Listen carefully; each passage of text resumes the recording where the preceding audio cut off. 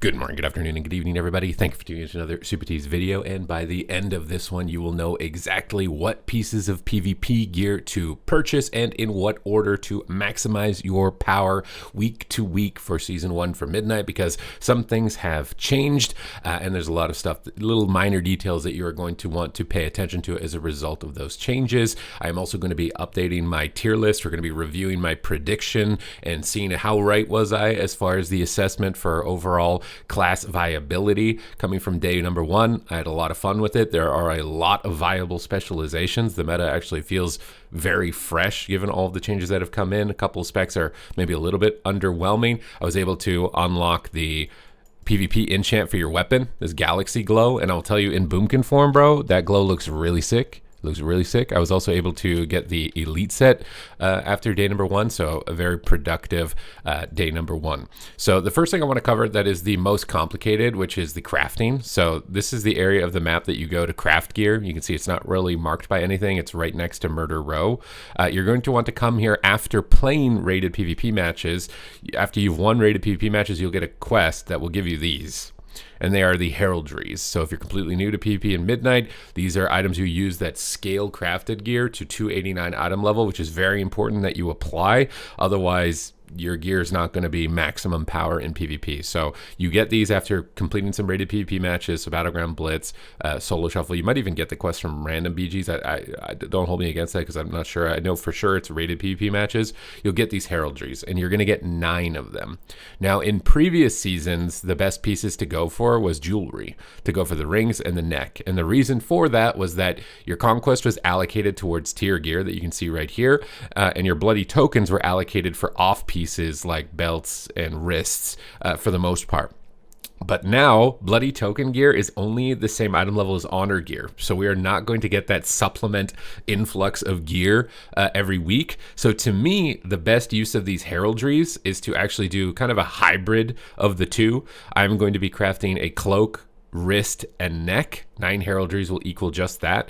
The reasoning for that is that you'll get main stat on the cloak, which is your most valuable stat, which is intellect. You'll get main stat on the wrists, again, most valuable stat, as opposed to the rings, which do not. So by going neck, we're just maximizing by using all the heraldries that we get from the quest, and by getting the neck and the cloak, and the bracers, we'll be able to get 3 item power up, a lot of main stat focus. I haven't made it yet because I'm kind of waiting for the crafting recipe items to go down. But the first thing you're going to do when you get these heraldries from the quest is you'll go up to this NPC right here for crafting orders. You're then going to want to decide what you want to make. So we want to be making a neck, cloak, and bracers. So you want to go into miscellaneous on armor to see neck. So then you type search. My thing is covering it up right now because it's stupid Adam, but the Thalasslian's Competitor's Amulet. This is the one you go for PvP. You don't just pick the epic one at the top when you're crafting for PvP. You pick the Thalasslian's Competitor Amulet. So we'll pick this one right here, and then you can see it'll tell you what recipes to buy. And so you're going to obviously want to buy these reagents. You're going to want to make sure that you buy missives as well, depending on your stat allocation. Most classes is versatility and haste, although some classes are mastery and versatility. And I don't think anybody is playing crit, but most classes are versatility. So for Boomkin, we would get versatility and haste, and then the embellishments. So embellishments can be very tricky this season because they're all very minor and don't seem to be really huge. I think like at most these embellishments are about a 1% increase. So you can see the ones for the neck, not super helpful. So when we buy these embellishment slots, you'll be able to search this on the auction house, prismatic focusing iris, and then you would buy that and put it on. We're not buying that one, but that's how you do it. So we're going to go back. We're going to look at leather. We're going to look at wrists. So as a DPS, again, Thalasslian's wristbands right here. So we want to make sure it's the right armor type. We click it. We can go in here and we can see the embellishments. So for me personally, I'm going to be going for the Devouring Banding. So what this is it's just a little extra proc. It does about 1% of your overall damage. The main benefit is that it will increase your highest secondary stat, which for me at the moment would be versatility, which would make me more tanky.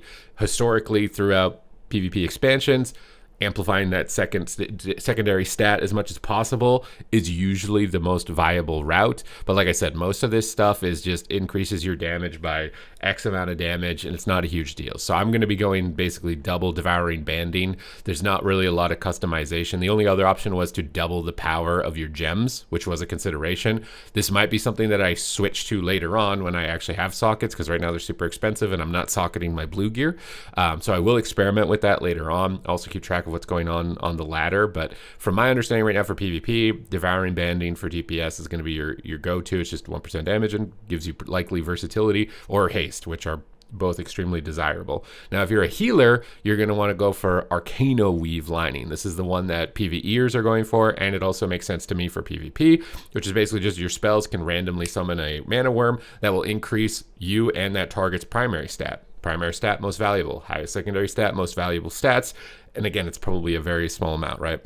But it is still probably the best. So if you're a healer, like on my Holy Paladin, for example, I will be purchasing the Arcano Weave Lining and then slotting it into this box for the embellishment, and then I'd be buying the Missive, depending on the stat allocation for my Holy Paladin, and then crafting this as a plate item. But for Boomy, I would be buying the Devouring Banding, and I would be buying the Missive with haste and versatility, and then slotting that in there. And I'm probably going to be doing that pretty soon, to be honest, in order to do it. But I just wanted to show you the crafting table, where it is, how you utilize it, because I feel like this is the most confusing and convoluted part of PvP gearing, and you're going to miss out on like some pretty serious upgrades if you don't interact with it, especially because you cannot get the bloody token gear anymore. So make sure that after you've queued up a couple rated PvP matches, which of course you're going to want to farm full honor gear, which you can just get by doing the training grounds or random battlegrounds or some world PvP content with the quests out in the Void Storm. Once you're at that full honor level, you'll be able to queue rated PvP, at least the solo brackets. I would recommend that you buy one main set piece of your tier gear. So, and also look at the tier gear bonuses for your class. So for example, my tier set bonuses for Boomy is Shooting Stars does 40% more damage and generates 2 additional astral power, but outside of Eclipse. So normally when you go into Eclipse with talents, Shooting Stars triggers more often. So this isn't really that insane. And it's nerfed in PvP as well. So I decided I'm going to go for it to give it a try, but the 4 set bonus is probably even weaker. The 5% damage in Starfall and Star Surge is great, but it's nerfed in PvP. And then casting them gives you this extra little splash damage, which is basically irrelevant in PvP. Typically splash damage is irrelevant. Typically bonuses outside of your cooldowns or peak damage are also kind of irrelevant, which is why the 2 set is somewhat questionable here for Boomkin, but I decided to go for it because the stats weren't that bad. The helmet is pretty haste dense with a little bit of mastery, and the gloves are haste dense with a little bit of versatility. So I did want to give this a go, and I'm going to track how much damage Shooting Stars is coming out of it. So depending on your class, I think that this is the best strategy for your conquest allocation, is to buy, because you have 1,600 conquests in the first week, so you would buy main set piece, and it depends on which has the best stats. For some reason, they've removed the ability to look at sets in game and see what the bonuses are. So I had to go on Google in order to see like what stats were on this, because you're gonna have to convert this, right? These used to be conquest pieces of gear. So I bought gloves and helmet, because that stat, when you convert them into tier gear, were the best stats. And I'm going to avoid everything else for now and see how things play out. I think that's the best allocation because it gives you the highest primary stat, gives you a 2 set bonus if it is something that your class desires. I think there's maybe like 3 or 4 specs in the game that probably don't want tier at all. Can't remember all of them off the top of my head right now. So just make sure that you look that up on Google or Wowhead or something like that, because otherwise you might be disappointed when you buy the Conquest chest. You go there, convert it. Oh no, it has crit on it, and now you just shot yourself back a week in terms of progress. With these changes to gearing, though, for PvP, it's way easier to stay up to date with your character. You basically just cap your character every week, buy pieces of gear. You don't have to do any of the extracurricular activities. If you do want to do them, they are cosmetic based. You don't want basically any of the world PvP gear for rated arena. So if you're kind of just like the done dad gamer that wants to log in right now for midnight, this is the most straightforward, low maintenance that the game has basically been. Queue times were definitely decent for me in the first day, although they got a bit longer as I got higher rated, obviously. But if you're not playing at the highest MMR of the ladder, queue times are actually pretty decent. I think it's because a lot of healers are super fun at the moment. So queue times were looking really good. They streamlined the process. If you want to do the Sparks quest every week, you can do that. You will need to get sparks and get catalyst charges every week, and the catalyst guy over here where you convert your gear is here. So you would just drop in like that piece of gear that I got, I already did it. You just drop that conquest piece in, convert it. You should have 2 charges after completing your weekly activities. Weekly activities can be found in this area where this little blue exclamation mark is, as well as near the PvP vendor over here. So just pick up anything that's related to Sparks there basically every Tuesday, and make sure that you're getting enough to be able to craft all of your PvP gear. And then this guy is really important for just like weekly activities. It's going to amplify your conquest gains. It's going to amplify your honor gains. So this guy is really important for just picking things up and kind of just doing those activities. If you got limited time and you just want to like bounce your character into competitive play as quickly as possible, those are the main locations that you're going to want to go to. That's the crafting recipe route that you're going to want to go to. And just to confirm to people, it is 276 item level, even though it's epic. It is 243 in PvE, so I don't know if their idea there is that this gear could maybe be somewhat as a supplement for PvEers and just removed it entirely for competitive PvP play. But it basically means you don't have to do that World PvP Weekly every week. I also believe crate farming is back, so if you feel like you're already behind or something, you could just make a crate farming group and fly around some of these zones looting crates to get conquest. You could just do that while you're in the queue and gear up pretty fast. But I would say overall this is a much more streamlined approach. The crafting table is so confusing, that's why I wanted to include it at the beginning of the video,